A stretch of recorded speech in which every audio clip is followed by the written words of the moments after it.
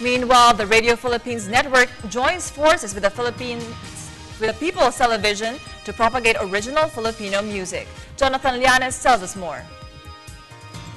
Heeding President Benigno Aquino III's call for local artists and writers in the field of and propagate original Filipino music, the Radio Philippines Network, or RPN 9, had partnered with the People's Television Network and other media partners to launch Boses, a nationwide search for a cappella duet and trio contestants.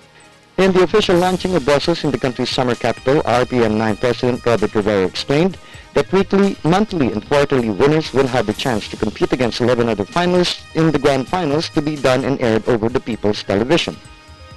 The target participants must come from college and university campus choirs, church choirs, and other talents.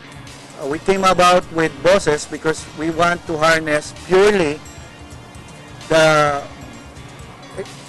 best of the voices of every person. And that is why in our criteria, we place a big premium on harmony and blending. Especially so that now the recording companies are looking forward to being able to cut down costs on their recording production.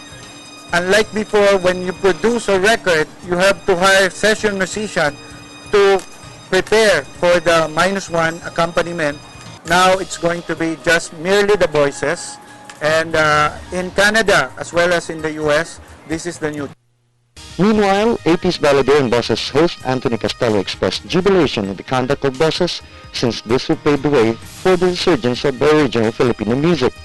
Aside from popular and standard music, entries having inspirational, patriotic, and even ethnic components, aside from compositions by overseas Filipino workers, will be accepted for the nationwide search.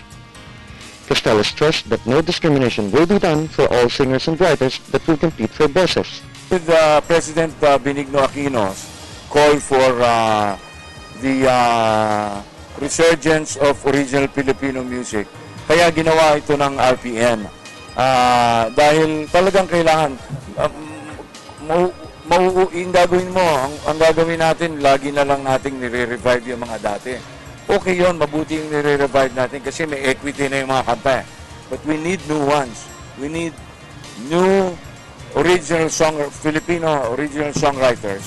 Kaya kailangan natin, samantalahin natin. I call on songwriters here in the Region 1 and nationwide. Ma-excite tayo. Interested applicants may inquire at the nearest 12 RPN radio stations nationwide. From the city of Balitaan for the People's Television, Jonathan Llanes.